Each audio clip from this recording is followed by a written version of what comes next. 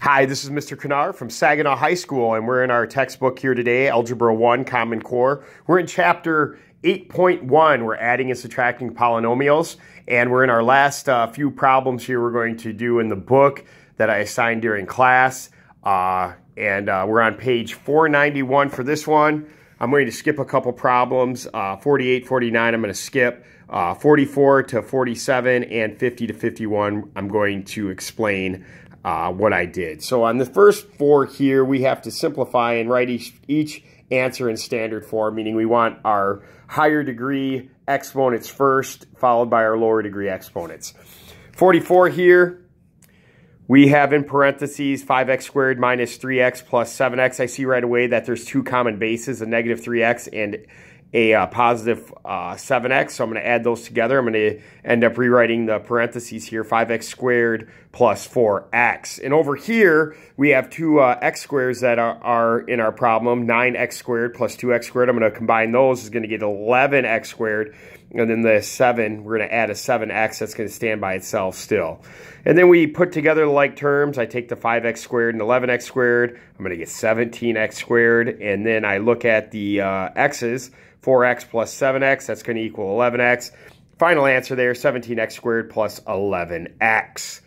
45, we have a subtraction one. So I'm going to multiply a negative 1 through this right here. You want to make sure you multiply your negative 1, change this operation to an addition sign, and this is what we get changed to. Okay, I see that I also rewrite things in standard form. That negative 6x squared comes over, becomes a positive, and then my positive 4 becomes a negative because I multiplied a negative through. So we're going to put together like terms. I take the y cubed on the left-hand side parentheses, and then I take the negative 6y cubed, and I combine those. I get a negative 5y cubed. You can see that right down there on the bottom. And then I have some 6y squared over here, and I'm going to subtract 4y squared from over here. I'm going to get a positive 2y squared. And then the last one, I have the two like terms together that have no variables. Negative 4 minus 2, that's going to equal negative 6. So my standard form there is negative 5y cubed plus 2y squared minus 6. Over here, same thing again. I have a negative. Everybody see that negative? I'm going to multiply this particular parentheses through by a negative 1. See how it changes? I have a 5r squared minus r minus 8 now. I'm going to put the like terms together. So over here I have a negative 9r cubed. I notice there's no r cubed over here, so no like terms over there. But I'm going to also bring over a 5r squared to keep it in standard form. And then the first time we have two like terms that are in different parentheses, there is a 2r minus r. And then we also have two terms there without a variable, so those are like terms. We have a negative 1 minus 8. So I rewrite our formula here, negative 9r cubed plus 5r squared plus r minus 8. And that is my answer for 46. 47 is an addition one.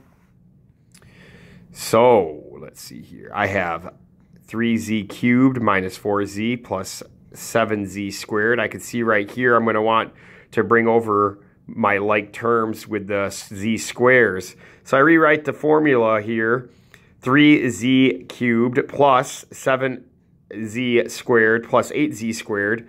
And I have two like terms with the z's, negative 4z minus 6z, and then negative 5 is by itself. I'm going to combine the like terms, and I'm going to get 3z, that should be cubed. Sorry about that, guys. 15z squared minus 10z minus 5. Let me change that so if someone looks in this book, they don't get confused and say I did a problem wrong. So this one here, we have to change.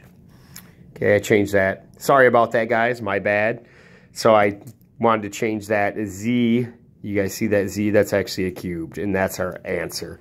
Now on this one here, we have a couple variables in each problem that are multiplied together. We want to remember our cumulative property of multiplication, especially if you look at this one here and this one here. They're actually the same like terms.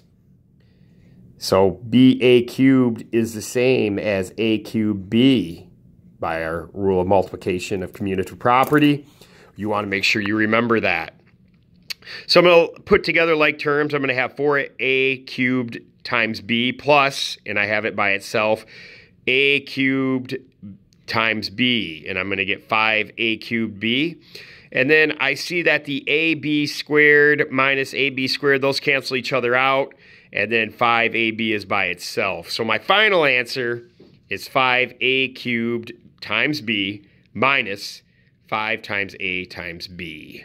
And the last one here, I see that that operation in the middle there is a negative. I want to multiply everything in this parentheses by -1.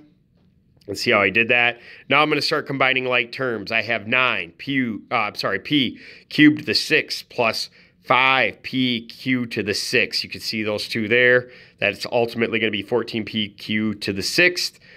Then I have a minus p to the 4th cubed to the 4th. I'll put that in the middle. And then the last one here is going to be minus 11p to the 4th cube. And that's my final answer. So I hope this helped you guys out. Let me give you a shot of some of the answers over here in case you just want to look through the answers. And I'm looking forward to seeing you guys in class. And I hope you guys have a great weekend, and I will talk to you later.